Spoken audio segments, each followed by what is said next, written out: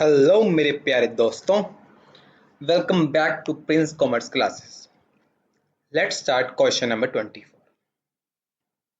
Paid into bank 21,000 for opening a current account. हमने bank में पैसा डिपॉजिट करवाया for opening a current account. तो बैंक में पैसा डिपॉजिट करवाया तो बैंक में अमाउंट बढ़ गया, बैंक अमाउंट हो जाएगा डेबिट।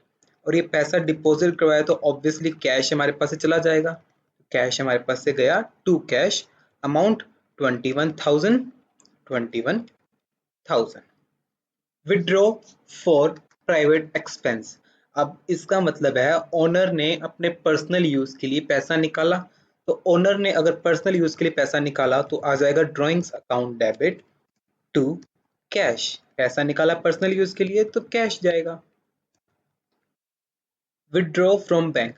अब बैंक से पैसा निकाला मतलब पर्सनल यूज के लिए नहीं निकाला, बिजनेस के लिए निकाला।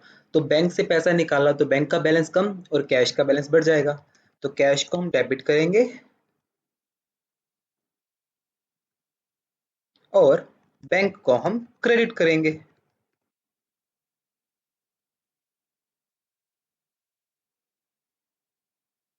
Place on fix deposit at bank by transfer from current account.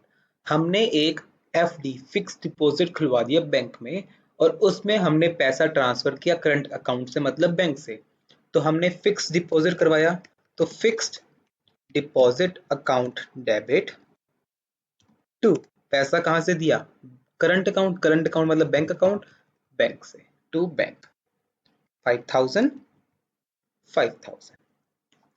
Received a check from Shiv to whom goods were sold for 3,000 last year। हमने चेक रिसीव किया। अब ये देखो इसमें चेक रिसीव किया, नेक्स्ट एंट्री में बोल रहे हैं हमने चेक डिपॉजिट करवाया। मतलब अभी जब हमने चेक रिसीव किया तो हमने चेक अभी डिपॉजिट नहीं करवाया, तो अभी हमारे पास चेक इन हैंड है। तो चेक इन हैंड को हम डेबिट करेंगे। क्लियर? कितने का चेक मिला? 3,000 का मिलना था, 2% का डिस्काउंट दिया तो माइनस का 2%। तो 2% कितना होता है 60। तो 3,000 माइनस 60, हमें चेक मिला 2940 का।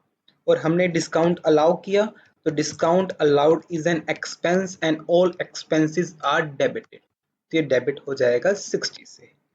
टू किससे मिला? Shiv, to Shiv's account, amount 3,000।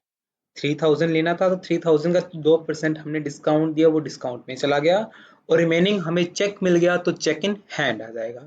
Next entry में हमने बोला Shiv cheque deposit into bank.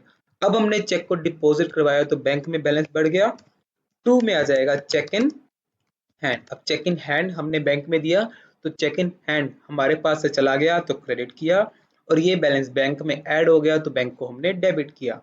कितना अमाउंट? 2940। अब शिव चेक डिसऑनर। अब शिव का जो चेक था वो डिसऑनर हो गया। अब जब शिव का चेक डिसऑनर हुआ तो हम शिव से अगेन पैसा मांगेंगे। अब शिव से हम अगेन पैसा मांगेंगे ना। अब पैसा अब अगर हमें शिव से लेना है तो शिव को हमें डेबिट करना पड़ेगा। शिव्स अकाउंट हो जाएगा डेबिट। कितने से? अब शिव से हम पैसा कितना मांगेंगे? हमने उससे लेना कितना था? 3,000। बट 3,000 का तो हम उसको 2% डिस्काउंट दे चुके हैं। तो अब हम शिव से कितना मांगेंगे?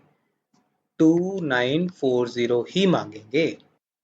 टू चेक डिसऑनर होता है तो बैंक में हमने जो बैलेंस ऐड कर दिया था एक्चुअल में अब वो बैंक में बैलेंस जुड़ेगा नहीं, तो हम बैंक को वापस से कम कर देंगे 2940।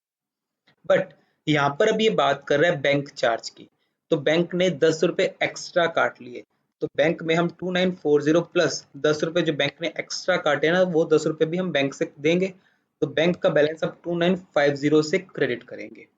बैंक में पैसे हमारे 2950 कम हो जाएंगे क्योंकि 2940 तो शिव के चेक के थे, प्लस 10 रुपए बैंक ने चार्ज का काट लिया तो बैंक ने काटा 2950। अब जो बैंक का चार्ज है, लॉजिकली सोचना, ये पैसा हम शिव से मांगेंगे ना, क्योंकि शिव का चेक डिसऑनर हुआ तो उसकी गलती की वजह से हुआ था, तो हम चार्ज क्यों देंगे, हम ये चार्ज भी शिव से मांगेंगे। तो शिव से हम भी कितना मांगेंगे 2950।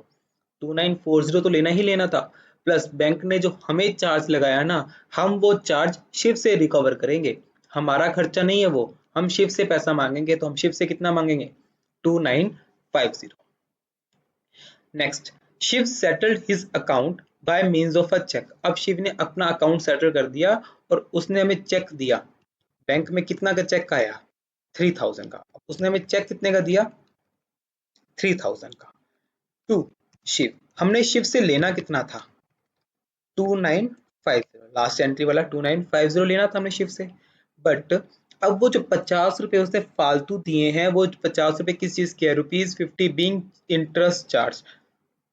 हमने उससे 50 रुपए का इंटरेस्ट लिया, तो इंटरेस्ट लिया तो इंटरेस्ट हमारे लिए income, to interest received, to interest received 50 rupees. यहाँ पर हमारा क्वेश्चन होता है कंप्लीट। हमने शिव से 3000 लिया तो बैंक में 3000 आया, शिव से एक्चुअल में लेना कितना था 2950, और 50 रुपीज हमने उससे एक्स्ट्रा किसके लिए इंटरेस्ट के, तो वो हमारी इनकम है, इनकम को हम क्रेडिट करते हैं तो हम लिख देंगे टू इंटरेस्ट रिसीव्ड। क्लियर है। तो ये था हमारा क्वेश्चन नंबर 24। ओके।